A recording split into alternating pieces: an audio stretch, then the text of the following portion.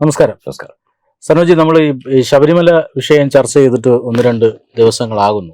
ശബരിമല വിഷയത്തിൽ SITയുടെ അന്വേഷണം പുരോഗമിക്കുന്നു. CPM-നെ ഞെട്ടിച്ചുകൊണ്ട് പത്മകുമാർ അറസ്റ്റിലാകുന്നു. പക്ഷേ പത്മകുമാർ പറയുന്നത് നമ്മൾ ദൈവതുല്യരായി കണക്കാക്കിയിരുന്ന പലരും ഇതിനകത്തുണ്ട് എങ്കിൽ പിന്നെ നമ്മൾ എന്ത് ചെയ്യും എന്നാണ്. മാത്രമല്ല, ഇപ്പോൾ അദ്ദേഹം ജാമ്യാപേക്ഷ സമർപ്പിച്ചിരിക്കുന്നു. ആ ജാമ്യാപേക്ഷയിലും പറയുന്ന കാര്യം, ഞാൻ ദേവസ്വം ബോർഡ് പ്രസിഡന്റാണ്. ദേവസ്വം ബോർഡ് പ്രസിഡന്റ് എന്ന നിലയിൽ എടുത്ത തീരുമാനങ്ങൾ എനിക്ക് മാത്രമല്ല ബോർഡ് അംഗങ്ങൾക്ക് കൂടി ബാധകമാണ് എന്നാണ്. അപ്പോൾ എങ്ങോട്ടാണ് ഈ അന്വേഷണം ഇനി അടുത്ത് പോവുക? അല്ല, ഇത് വളരെ നേരത്തെ തന്നെ നമ്മൾ പറഞ്ഞിരുന്നതാണ് കുമാർ. കാര്യം ഈ തദ്ദേശ സ്വയംഭരണ തെരഞ്ഞെടുപ്പ് അതിന്റെ മൂർധന്യാവസ്ഥയിൽ നിൽക്കുന്ന ഒരു സമയം ആണ്. മാത്രമല്ല, ഇപ്പൊ മറ്റു വിവാദങ്ങളും, രാഹുൽ മാങ്കൂട്ട വിവാദം അടക്കമുള്ള കാര്യങ്ങൾ മാധ്യമങ്ങളിൽ നിറഞ്ഞു നിൽക്കുന്ന ഒരു സമയമാണ്. ക്രമേണ ഹെഡ്ലൈൻസിൽ നിന്നും ശബരിമല മാറ്റപ്പെട്ടിരിക്കുന്നു എന്നുള്ളത് ഒരു യാഥാർത്ഥ്യമാണ്. പക്ഷേ നമ്മൾ അന്നേ പറഞ്ഞിരുന്നു, നമ്മൾ ഇത് വിടുന്നില്ല. പിന്നെ എന്തുകൊണ്ട് നമ്മൾ നിശ്ചയത പാലിച്ചു എന്ന് ചോദിച്ചാൽ, ഈ പറഞ്ഞതുപോലെ SITയുടെ അന്വേഷണം നടക്കുകയാണ്. ഇതിന്റെ ഒരു നിർണായക ഘട്ടമാണ്. ഈ സമയത്ത് ഒരുപാട് കാര്യങ്ങൾ നടന്നിട്ടുണ്ട്. ഈ പത്മകുമാറിന്റെ അറസ്റ്റ് അത് വലിയൊരു ടേണിംഗ് പോയിന്റ് ആയിരുന്നു ഈ വിഷയത്തിൽ. പക്ഷെ അപ്പോഴും പത്മകുമാർ ഇപ്പോഴും കോടതിയിൽ ഉന്നയിക്കുന്ന ഒരു കാര്യം, നേരത്തെ ഇപ്പോൾ കുമാർ സൂചിപ്പിച്ചതുപോലെ, ഇദ്ദേഹം എഴുതി ചേർത്ത ഈ കാര്യങ്ങൾ അത് അദ്ദേഹത്തിന്റെ വ്യക്തിപരമായ തീരുമാനമായിരുന്നില്ല, മറിച്ച് ബോർഡിന്റെ തീരുമാനമായിരുന്നു. അങ്ങനെയെങ്കിൽ ബോർഡിലെ മറ്റുള്ള ആൾക്കാർ ഇപ്പോഴും പുറത്തു നിൽപ്പുണ്ട്. എന്തുകൊണ്ട് അവരെ കൂടി ഇതിൽ പ്രതി ചേർക്കപ്പെടുന്നില്ല എന്നുള്ള ഒരു സംശയം. അദ്ദേഹത്തിന്റെ ചോദ്യം ന്യായമാണ്. ഈ ഒരു അവസരത്തിൽ നമ്മൾ ചർച്ച ചെയ്യുന്നതും അത് തന്നെയാണ്. കാര്യം, ഈ പത്മകുമാറിനോടൊപ്പം ബോർഡിൽ സജീവമായി പ്രവർത്തിച്ചിരുന്ന ഒരാളാണ് CPM അംഗമായിട്ടുള്ള ശങ്കർ ദാസ്. പക്ഷെ ശങ്കർദാസിന്റെ പേര് ഇതുവരെ ഈ അന്വേഷണത്തിൽ ഒരിടത്തും ഒരു സംശയത്തിന്റെ പേരിൽ പോലും പരാമർശിക്കപ്പെട്ടിട്ടില്ല എന്നുള്ളതാണ് ഇതിൽ ഏറ്റവും ശ്രദ്ധേയമായ കാര്യം, അല്ലേ? ആദ്യം മുതൽ തന്നെ നമ്മൾ പല പേരുകൾ കേൾക്കുന്നുണ്ട്. ഇപ്പോ അതും കഴിഞ്ഞുള്ള കടകംപള്ളിയുടെയും പിണറായി വിജയന്റെയും ഒക്കെ പേര് പറയുന്നുണ്ടെങ്കിലും ഈ ശങ്കർദാസിന്റെ പേര് എന്തുകൊണ്ടോ ഹൈഡ് ചെയ്യപ്പെടുന്നു, മറയ്ക്കപ്പെടുന്നു. അപ്പൊ എന്താണ് ശങ്കർദാസിനെ ഇതിൽ മറയ്ക്കപ്പെടേണ്ട ഒരു സാഹചര്യം, അല്ലെങ്കിൽ ശങ്കർദാസിനെ അങ്ങനെ ഹൈഡ് ചെയ്തത് കൊണ്ട് ആരാണ് രക്ഷപ്പെടാൻ ശ്രമിക്കുന്നത് എന്നുള്ളത് വലിയൊരു ചോദ്യമാണ്. ഈ ശബരിമലയിൽ 2019 നടന്ന യുവതീ പ്രവേശന വിധിയുമായി ബന്ധപ്പെട്ട് നടന്ന പ്രക്ഷോഭ പരിപാടികളിലൊക്കെ നമ്മൾ കണ്ടതാണ്. ഈ ശങ്കർദാസ് വലിയൊരു റോളാണ് വഹിച്ചിരുന്നത്. കാര്യം, മുഖ്യമന്ത്രിയുടെ ഓഫീസുമായിട്ടുള്ള ഡയറക്റ്റ് കോണ്ടാക്ട് ഈ ശങ്കർദാസ് വഴിയായിരുന്നു. അത് മാത്രമല്ല, ഈ ശങ്കർദാസിന്റെ മകനായിട്ടുള്ള SP ഹരിശങ്കറിനെയാണ് പമ്പയിൽ അന്ന് സ്പെഷ്യൽ പോസ്റ്റിംഗ് കൊടുത്തിട്ട് ഈ യുവതികളെ സന്നിധാനത്തേക്ക് കയറ്റുന്നതിന് വേണ്ടിയുള്ള പ്രത്യേക നിയോഗമൊക്കെ കൊടുത്തിരുന്നത് സർക്കാരിന്റെ ഭാഗത്തു നിന്നും. കാര്യം, സർക്കാരിൽ നിന്നുള്ള ഡയറക്ഷൻസ് അങ്ങനെ ആ ഉത്തരവ് സ്വീകരിക്കുന്ന ഉദ്യോഗസ്ഥരെ മാത്രമേ അന്ന് അത്തരത്തിലുള്ള രീതിയിൽ പോസ്റ്റ് ചെയ്തിരുന്നുള്ളൂ. മറ്റ് എന്തെങ്കിലും തരത്തിലുണ്ടായി കഴിഞ്ഞാൽ അത് ഒരുപക്ഷെ ഇവരുടെ അജണ്ട നടപ്പാക്കിയെടുക്കുന്നതിൽ തടസ്സമുണ്ടായേക്കും എന്നുള്ളത് കൊണ്ട് തന്നെ സർക്കാരിന്റെ ആജ്ഞാനുവർത്തികളായ ഒരു കൂട്ടം ഉദ്യോഗസ്ഥരെയാണ് അവിടെ അന്ന് പോസ്റ്റ് ചെയ്യപ്പെട്ടിരുന്നത്. അതിലാണ് ഈ ഹരിശങ്കറൊക്കെ വരുന്നത്. അപ്പോൾ ഞാൻ പറഞ്ഞു വന്നത്, ഈ ഹരിശങ്കറിന്റെ പിതാവായിട്ടുള്ള ശങ്കർദാസ്, അദ്ദേഹം എന്തുകൊണ്ട് ഇതിൽ നിന്ന് മാറ്റി നിർത്തപ്പെടുന്നു എന്നുള്ളത് ഇപ്പോഴും വലിയ ഒരു ചോദ്യമാണ്. ഈ ശങ്കർദാസ് വരികയാണെങ്കിൽ പിന്നെ നമുക്കറിയാം, ഇതിൽ കടകംപള്ളിയുടെ കാര്യം എന്തായാലും ഈ ഒരു ദേവസ്വം മന്ത്രി എന്നുള്ള നിലയിൽ ധാർമ്മികമായ ഒരു ഉത്തരവാദിത്വമുണ്ട്. അതിൽ നിന്ന് ഒരിക്കലും കടകംപള്ളിയെ മാറ്റി നിർത്താനാകില്ല. ഇപ്പൊ ഇലക്ഷൻ മൂർധന്യാവസ്ഥയിലേക്ക് വരികയാണ്. അതുകൊണ്ട് തന്നെ ഇനി അത് കഴിയാൻ വേണ്ടി വെയിറ്റ് ചെയ്യുകയാണോ, അല്ലെങ്കിൽ ഈ ഇലക്ഷന് തൊട്ടു മുമ്പേ എന്തെങ്കിലും നിർണായക നീക്കം ഉണ്ടാകുമോ എന്നുള്ളതാണ് ഇനി കാത്തിരുന്ന് കാണേണ്ടത്. ഈ ശങ്കർദാസിന്റെ പേര് ഈ പറഞ്ഞതുപോലെ ഒരിടത്തും പരാമർശിക്കപ്പെടാത്തതും ഇതുവരെ വരാത്തതും പത്മകുമാറിന് മാത്രമല്ല, മറ്റ് പുറത്തു നിൽക്കുന്ന പലർക്കും ഈ കാര്യത്തിൽ വലിയ അമർഷമുണ്ടെന്നുള്ള കാര്യത്തിൽ യാതൊരു സംശയവുമില്ല. കുമാർ, അതുപോലെ തന്നെ ഇതിനിടയിൽ മറ്റൊരു ട്വിസ്റ്റ് എന്ന് പറയുന്നത് തന്ത്രിയുടെ കാര്യമാണ്. ഇപ്പോ പത്മകുമാർ അടക്കം പറഞ്ഞു കഴിഞ്ഞു, ഈ നിർണായകമായ അവിടുത്തെ പല ഈ അറ്റകുറ്റപ്പണികൾക്കും പെർമിഷൻ കൊടുത്തിട്ടുള്ളത് തന്ത്രിയാണെന്നാണ്. അപ്പോൾ തന്ത്രിയെ എങ്ങനെ മാറ്റി നിർത്തുന്നു, ഈ തന്ത്രിയിലേക്ക് അന്വേഷണം വന്നു കഴിഞ്ഞാൽ രാഷ്ട്രീയക്കാർ അതിൽ നിന്ന് രക്ഷപ്പെടുമോ തുടങ്ങിയുള്ള ഒട്ടനവധി ചർച്ചകൾ മറ്റൊരു ഭാഗത്തും നടക്കുന്നുണ്ട്. അപ്പോ ഇതിൽ തത്വമയിക്ക് പറയാനുള്ളത്, തന്ത്രിയെന്നോ മന്ത്രിയെന്നോ ഇല്ല. ഇതിൽ ഈ പറഞ്ഞതുപോലെ കട്ടോണ്ട് പോയത് അയ്യപ്പന്റെ സ്വർണമാണെങ്കിൽ അതിൽ ആരാണ് പ്രതിയാണെങ്കിലും അവർ കൃത്യമായി ശിക്ഷിക്കപ്പെടണം എന്ന് തന്നെയാണ് Day 1 മുതൽ നമ്മൾ ആവശ്യപ്പെടുന്നത്.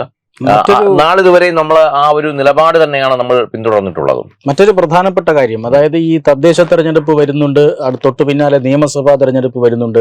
ഈ സമയത്ത് പത്മകുമാറിനെ പോലെ ഒരാൾ, CPM-ന്റെ നേതാവ്, ഈ സ്വർണ്ണക്കൊള്ളയിൽ അകത്താകുന്നു. ശങ്കർദാസിന്റെ പേരുകൾ പുറത്തേക്ക് വരും ദിവസങ്ങളിൽ വരാനുള്ള സാധ്യതയുണ്ട്.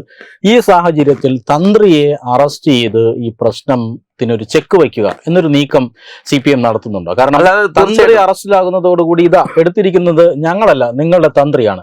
എന്നൊരു അതാണ് ഞാൻ പറഞ്ഞത് കുമാറെ. കാര്യം ഇതിന്റെ ഒരു ഡൈവേർഷൻ പോയിന്റ് ആയിരിക്കും ഈ ഏതെങ്കിലും സാഹചര്യത്തിൽ തന്ത്രിയെ ചോദ്യം ചെയ്യാൻ SIT ഇപ്പൊ കഴിഞ്ഞ ദിവസം പ്രാഥമികമായി ചില ചോദ്യങ്ങൾ ചെയ്ത ശേഷം വിട്ടയച്ചു എന്നാണ് നമുക്കറിയാൻ കഴിയുന്നത്. അതിനപ്പുറം അദ്ദേഹത്തെ ഒരു 5 മണിക്കൂറിനപ്പുറത്തേക്ക് നീണ്ട ഒരു ചോദ്യം ചെയ്യലിനായി അദ്ദേഹത്തെ വിധേയമാക്കുകയാണെങ്കിൽ അതുപോലും ഈ കേസിൽ ഇപ്പോൾ വലിയ ടേണിംഗ് പോയിന്റ് ആവും. കാര്യം അതാണ് ഞാൻ പറഞ്ഞത്, ഈ രാഷ്ട്രീയക്കാർക്ക് ഒന്നടങ്കം രക്ഷപ്പെടാനുള്ള ഒരു മാർഗമാകും ഈ തന്ത്രി എന്നുള്ളത്. അതുകൊണ്ടാകണോ ഈ തന്ത്രിയുടെ കാര്യത്തിൽ വീണ്ടും ഒരു കാര്യം തന്ത്രിയും എന്തായാലും ഇതിൽ ചോദ്യം ചെയ്യേണ്ടതായിട്ടുണ്ട്. കാര്യം തന്ത്രിയും സംശയാസ്പദമായ സാഹചര്യത്തിൽ പലയിടത്തും അദ്ദേഹത്തിന്റെ പേരുകൾ പരാമർശിക്കപ്പെട്ടിട്ടുണ്ട്.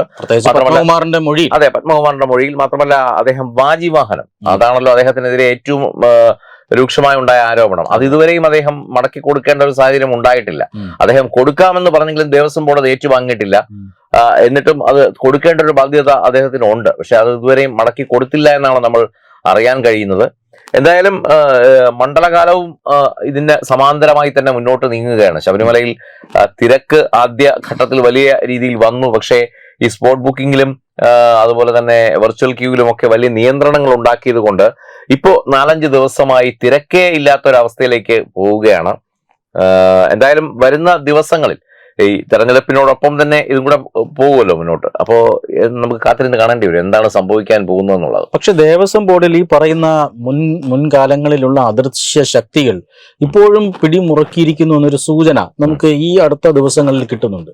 അതായത് പുതിയ ദേവസ്വം പ്രസിഡന്റ് ജയകുമാർ സാർ കഴിഞ്ഞ ദിവസം തന്നെ പറഞ്ഞതാണ്, ഈ ശബരിമലയിലെ അന്നദാനം എന്ന് പറഞ്ഞാൽ അതൊരു സ്റ്റാൻഡേർഡ് മെനു അല്ല, പുലാവും സാമ്പാറും അടങ്ങുന്ന ഒട്ടും രുചികരമല്ലാത്തൊരു ഭക്ഷണ പദാർത്ഥമാണ് നൽകുന്നത്. ഇത് മാറും, കേരളീയ സദ്യ നൽകും, പപ്പടവും പായസവും അടങ്ങുന്ന കേരളീയ സദ്യ നൽകുമെന്ന് അദ്ദേഹം പ്രഖ്യാപിച്ചു. നാളെ മുതൽ നടപ്പിലാക്കേണ്ടതാണ്. പക്ഷേ ഇന്നിപ്പോൾ ദേവസ്വം ബോർഡ് ആ തീരുമാനത്തിൽ നിന്നും പിന്മാറിയിരിക്കുന്നു. അത് ജയകുമാർ അല്ല അത് പറയുന്നത്, മറിച്ചൊരു വാർത്തയായി വരികയാണ്. അതായത് ഇപ്പോഴും പ്രായോഗിക തടസ്സങ്ങളുണ്ട്. അത് പഠിക്കാനായി, അന്നദാനത്തിന് സദ്യ നൽകുന്നതിനെ കുറിച്ച് പഠിക്കാനായി ഒരു കമ്മിറ്റിയെ നിയോഗിച്ചിരിക്കുന്നു. ആ കമ്മിറ്റിയുടെ റിപ്പോർട്ട് വന്നതിന് ശേഷം മാത്രമേ അത് ഉണ്ടാവുള്ളൂ. അല്ല, കാലാകാലങ്ങളിലായി ദേവസ്വം ബോർഡ് പിന്തുടർന്നു പോകുന്ന കുറെ അപരിഷ്കൃതമായ സിസ്റ്റങ്ങളുണ്ട് അതിനകത്ത്. അത് അത്ര പെട്ടെന്ന് പൊളിച്ചെടുക്കാൻ പറ്റുന്നതല്ല. ഇപ്പൊ ജയകുമാർ സാറിന് ഉള്ളിലും മോഹം കാണും ഇതിനെ ഉടച്ചു വാർത്ത് അദ്ദേഹത്തിൻ്റെതായ രീതിയിൽ കൊണ്ടുവരണമെന്ന്. പക്ഷെ അദ്ദേഹം സ്വപ്നം കാണുന്ന രീതിയിലേക്ക് അത് വരുമ്പോഴത്തേക്കും അദ്ദേഹത്തിന്റെ കാലാവധി കഴിയുന്നുള്ളതാണ് ഇതിൽ ഏറ്റവും വലിയ സങ്കടകരമായ അവസ്ഥ. വെറും 2 വർഷമാണ് അദ്ദേഹത്തിനുള്ളത്. ഇപ്പൊ ഈ ഒരു വർഷം അങ്ങോട്ട് ചെന്നേ ഉള്ളൂ. നമ്മൾ ആദ്യത്തെ ദിവസം തന്നെ അദ്ദേഹത്തെ കാണുമ്പോൾ, ദേവസ്വം ബോർഡ് അങ്കണത്തിൽ വെച്ച് അദ്ദേഹത്തോട് കാണുമ്പോൾ അദ്ദേഹം പറഞ്ഞത്, ശബരിമലയിൽ ഇനി അവതാരങ്ങൾക്കൊന്നും സ്ഥാനം ഉണ്ടാകില്ല, കുറച്ചുകൂടി ആക്റ്റീവ് ആയിട്ടുള്ള ഒരു ബോർഡ്, അതായത് ഈ ഇത്തരത്തിൽ ഉള്ള അവിടുത്തെ വേണ്ടാത്ത കാര്യങ്ങളിലൊക്കെ വലിയ മാറ്റം വരുത്തിക്കൊണ്ടുള്ള ഒരു ബോർഡായിരിക്കും ഈ മണ്ഡലകാലം മുതൽ അവിടെ ഭരണം കാഴ്ചവെക്കാൻ പോകുന്ന രീതിയിലൊക്കെ ബൈറ്റൊക്കെ അദ്ദേഹം തന്നു. പക്ഷെ എന്നിരുന്നാലും അദ്ദേഹം അവിടെ എത്തുമ്പോൾ വീണ്ടും അവസ്ഥ പഴയത് തന്നെയാണ്. ഇദ്ദേഹം ഒരുപക്ഷെ ജയകുമാർ സാർ ഒരു 1-2 ശ്രമങ്ങൾ നടത്തിയേക്കാം അദ്ദേഹത്തിൻ്റെതായ രീതിയിൽ എന്തെങ്കിലും മാറ്റങ്ങൾ വരുത്താൻ. പക്ഷെ അതിനപ്പുറത്തേക്ക് പോകുമ്പോൾ അദ്ദേഹവും മടുക്കും. കാര്യം അവിടുത്തെ ഒരു സിസ്റ്റം അങ്ങനെയാണ്. ഞാൻ പറഞ്ഞില്ലേ, ഈ ശബരിമലയിലെ ഏറ്റവും വലിയ കുഴപ്പം അവിടുത്തെ സിസ്റ്റമാണ്, സിസ്റ്റത്തിന്റെ പിടിപ്പുകേടുകളാണ്. അപ്പൊ അത് നേരെയാക്കി എടുക്കാൻ ഒരു ജയകുമാർ സാറിന് ഒറ്റ സുപ്രഭാതം കൊണ്ടൊന്നും സാധ്യമാകില്ല. അത് ആരായിരിക്കും ഈ കടുംപിടുത്തം പിടിക്കുക എന്നുള്ളത്? അല്ല, ഈ ബോർഡിലെ തന്നെ നമ്മൾ കാലാകാലങ്ങൾ പറയുന്ന ബോർഡിലെ ഒരു ഉദ്യോഗസ്ഥ വൃന്ദമുണ്ട്. ബോർഡിലെ കൃത്യമായ നേട്ടങ്ങൾ കൊയ്യുന്ന ചില ഉദ്യോഗസ്ഥ വൃന്ദമുണ്ട്. അവർക്ക് ഈ പറയുന്ന മാറ്റങ്ങൾ വരുത്തിയാൽ അവരുടെ നിലനിൽപ്പ് തന്നെ അതോടുകൂടി ഭീഷണിയാവും. കാര്യം അവർ ഒരുപാട് സ്വപ്നങ്ങൾ നെയ്തു കൂട്ടിയിട്ടുള്ളതാണ് ഈ വരാൻ പോകുന്ന മണ്ഡലകാലത്തിന്റെയൊക്കെ പശ്ചാത്തലത്തിൽ. അപ്പൊ അതൊക്കെ നടത്തിയെടുക്കണമെങ്കിൽ അവിടെ ഈ പറഞ്ഞ അവരുടെ കാര്യങ്ങൾ അവിടെ നടക്കണം. ഇപ്പോ കോടതി ഓരോ കേസുകളിലായി ഇടപെട്ടുകൊണ്ടിരിക്കുകയാണ്.